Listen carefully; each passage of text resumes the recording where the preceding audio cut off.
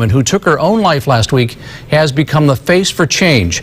News Channel 3's TRACY LEHR met with some folks tonight who have strong opinions about this. And TRACY, the woman who died, moved to another state to die the way she wanted.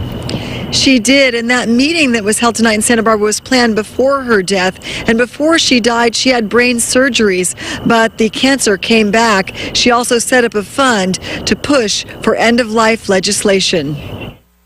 I think until anyone has walked a mile in my shoes and knows what they're facing and has felt the, just bone-splitting headaches that I get sometimes, or the seizures, or the inability to speak, or the moments where I'm looking at my husband's face and I can't think of his name.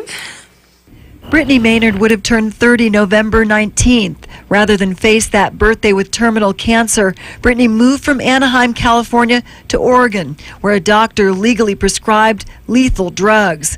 She gave interviews about her decision before ending her life on Saturday. I'm not ashamed to attach my name to what I think is a right that should belong to all terminally ill Americans. Brittany partnered with Compassion and Choices, the organization seeking to legalize aid in dying in California and other states. Well, it's not our position to tell them when they think it's an option. I think it's to point out that there are options out there, and if they're interested, for them to individually follow up with what they feel is appropriate.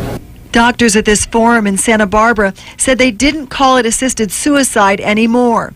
In Oregon, it's only an option for people with 6 months or less. There are similar laws on the books in 4 other states.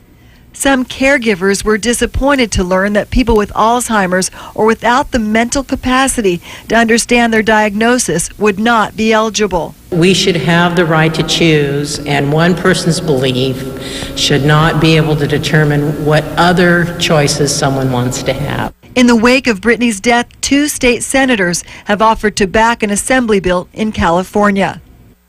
But a proposition in the early 1990s failed at the polls. So did 4 assembly bills that followed. In Santa Barbara, TRACY LEHR, News Channel 3. Okay, thank you.